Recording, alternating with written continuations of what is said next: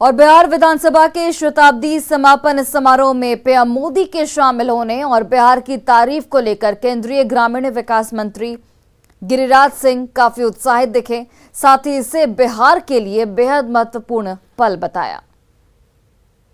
Sir, प्रधानमंत्री ने कई सारी महत्वपूर्ण बातें की, लेकिन बिहार के गौरवशाली इतिहास को जिस तरीके से याद किया और बिहार की भूमि के बारे में कहा, और ये भी आशा जताई कि बिहार तेज गति से बढ़ने वाला राज्य है और जब तक बिहार नहीं बढ़ेगा तब तो देश आगे नहीं बढ़ेगा। प्रधानमंत्री ने लोकतंत्र की जननी को देश और दुनिया के सबसे लोकतांत्रिक मजबूत लोकतंत्र का जड़ बताने का काम किया और कहा कि ये आज आने वाले दिनों में बिहार इस लोकतंत्र का प्रतीक ही नहीं बल्कि गौरवशाली बिहार को बनाने में आगे जाए। और बिहार को लेकर कहा कि बिहार में सामर्थ्य है, ऊर्जा है, बिहार भी बढ़ेगा तेजी से। तो आपको क्या लगता है कि एक बड़ा इशारा बिहार को लेकर किया उन्होंने? देखिए, बिहार की ऊर्जा को उन्होंने एक तरह से याद दिलाया कि बिहार वो धरती है जो ऐतिहासिक क्षण जमींदारी उन्मूलन को याद दिलाया कि डॉक्टर श्री कृष्ण सिंह ने की।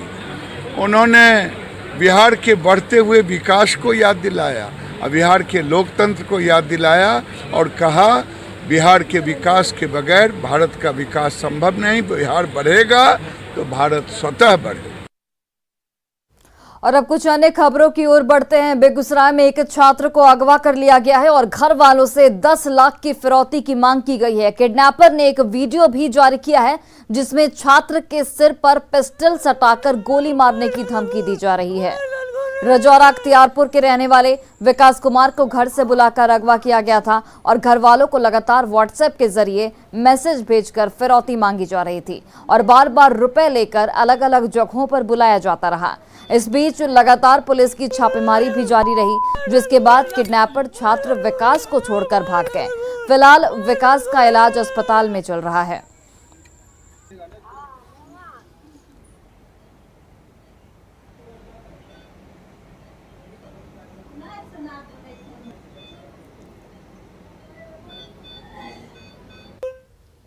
और बड़ी खबर आपको मुंगेर से बताते चले, जहां पर 4 पिस्टल के साथ एक महिला को यहां पर गिरफ्तार किया गया। वाहन चेकिंग के दौरान पुलिस को यह बड़ी सफलता मिली है। जमुई से मुंगेर हथियार लाई जा रही थी। पुलिस अधीक्षक जगन्नाथ रेड्डी जलारेड्डी ने बताया कि गुप्त सूचना मिली कि जमुई से एक महिला आ रही है जो वहां से भारी मात्रा में हथियार तस्करी कर ला रही है, जिसके बाद NH80 पर नया रामनगर थाना पुलिस थाना में वाहन जांच शुरू किया गया और इसी दौरान पुलिस ने एक संदिग्ध महिला के थैले की तलाशी ली, जिससे 4 देसी पिस्टल जब्त किए गए। गिरफ्तार महिला की पहचान कासिम बाजार थाना क्षेत्र के बिंदवारा शर्मा टोला निवासी राजेश वर्मा उर्फ भक्कू शर्मा की पत्नी बबीता देवी के रूप में हुई है। उन्होंने बताया कि पूछताछ में उसने ये जमुई जिले में वह हथियार तस्करी कर मुंगेर ला रही थी।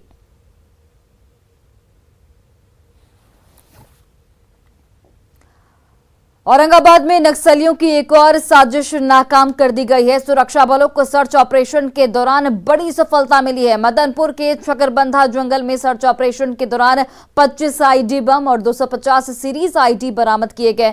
इसके अलावा 100 मीटर प्लास्टिक पाइप और भारी मात्रा में दूसरे विस्फोटक भी यहां पर जब्त किए गए हैं। कोबरा और जिला पुलिस ने टीम को चकरबंधा जंगल में सर्च ऑपरेशन के दौरान ये बड़ी कामयाबी मिली और नक्सलियों की एक बड़ी साजिश को यहां पर नाकाम किया गया।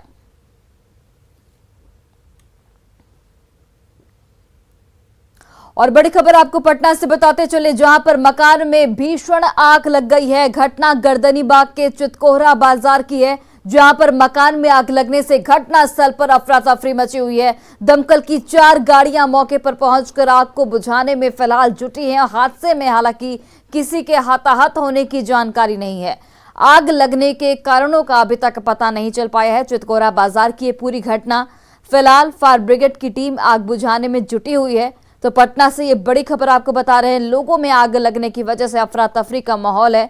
ये भी आपको जानकारी देते चले कि आग किस वजह से लगी, अभी तक इसका खुलासा नहीं हो पाया है। और चलिए एक और बड़ी खबर आपको धनबाद से बताते चले, जहां पर निर्माणाधीन पुल गिर गया है जिसमें 4 मजदूर दब गए हैं। प्रधान खंता रेलवे स्टेशन की ये पूरी घटना, मलबे में दबकर कई लोग यहां पर जख्मी भी बताए जा रहे हैं। तो ये बड़ी जानकारी, बड़ी खबर आपको धनबाद से बता रहे हैं, जहां पर एक निर्माणाधीन पुल गिरता है और इसमें 4 मजदूर दब जाते हैं। प्रधान खंता रेलवे स्टेशन के पास की ये पूरी घटना, और मलबे में दबकर कई लोग यहां पर जख्मी भी हुए हैं, जिनका इलाज लगातार अस्पताल में जारी है। बड़ी खबर बता रहे हैं आपको, जहां पर 4 मजदूर मलबे में दब गए। निर्माणाधीन पुल गिर गया, 4 मजदूर फिलहाल मलबे में दबे हैं। प्रधान खंता रेलवे स्टेशन की ये पूरी घटना, और कई लोग यहां पर जख्मी भी बताए जा रहे हैं मलबे में दबकर। पुलिस टीम और बचाव दल भी मौके पर मौजूद है और लगातार रेस्क्यू ऑपरेशन भी किया जा रहा है। देर रात से मलबे में 4 मजदूर दबे हुए हैं। प्रधान खंता रेलवे स्टेशन के पास की ये पूरी घटना। और धनबाद से हमारे सहयोगी संजय गुप्ता इस वक्त फोन लाइन पर जुड़ गए हैं। संजय, रेस्क्यू ऑपरेशन लगातार जारी है, कब तक जो 4 मजदूर दबे हैं उनको निकालने की संभावना जताई जा रही है? हालांकि घटना के बाद से रेलवे प्रबंधन की टीम जो है वहां पहुंच गई थी और अब जो है मलबे से वहां से लोगों को निकालने की कवायद जारी है रात से ही। अभी तक फिलहाल मलबे से मजदूरों को नहीं निकाला जा सका। मजदूरों का हाथ पैर भी दबे जो है वो दिख रहे हैं तस्वीरों में, और यही कारण है कि हो सकता है कि ये 4 से अधिक भी हो। कुछ मजदूर घायल भी हुए हैं, कुछ की बॉडी भी बाहर आई है, लेकिन अभी तक आधिकारिक रूप से जो रेलवे के द्वारा ये पुष्टि नहीं की गई कि 4 लोगों की मौत हुई है। लेकिन संभावना ये जताई जा रही है कि 4 लोगों की मौत हुई है और ये संख्या हो सकता है कि आगे और भी बढ़ सकती है। फिलहाल रेलवे की जो प्रबंधन है वो रात से वहां पर है, सारी व्यवस्थाओं को लेकर है, लेकिन लोगों में भी वहाँ साथ ही साथ आक्रोश है। उनका कहना है कि ठेकेदार जो वहाँ काम करवा रहे हैं वो सेफ्टी को लेकर वहाँ पर पुख्ता इंतजाम नहीं थे, जिसके कारण यह घटना घटी है। लोगों में आक्रोश है, रात से ही वो रेलवे लाइन पर भी बैठ गए थे, पटरी को भी बाधित कर दिए थे। फिलहाल जो है रेलवे पटरी को से जो धरना दे रहे थे वो लोग हट गए हैं, लेकिन रेलवे जो है लगातार इसको लेकर वहाँ पर रेस्क्यू ऑपरेशन चला रही है और संभावना है कि जो बॉडी दबी है उनको वो निकालने में सफल होंगे। लेकिन लोग जो है आक्रोशित है, उनको भी समझाने में रेलवे प्रबंधन और स्थानीय जो वहाँ पुलिस है उनको बहुत ही मेहनत करनी पड़ रही है। संजय, और कितना वक्त लग सकता है? रेलवे की टीम से आपकी बात हुई हो? फिलहाल तो जो रेलवे की टीम रात से लगी हुई है और ये ऑपरेशन हो सकता है कि अभी और 5-6 घंटे उनको लगे कि चल सकती है।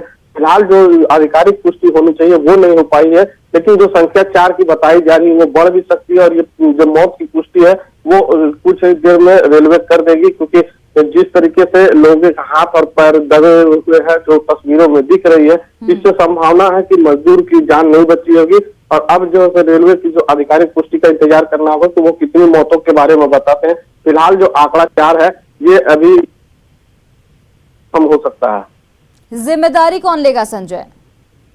जाहिर सी बात है, जब इतनी बड़ी घटना हुई है तो रेलवे प्रबंधन की चूक है, क्योंकि लगातार जो वहाँ के लोग स्थानीय लोग हैं उनका काम होना चाहिए वो नहीं था, और यही कारण है कि ये घटना हुई है।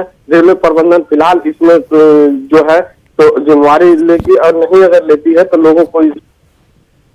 चलिए ठीक है संजय, आप नजर बनाए रखिए। अपडेट के लिए आपके पास वापस लौटेंगे। फिलहाल के लिए बहुत बहुत धन्यवाद तमाम जानकारियों के लिए।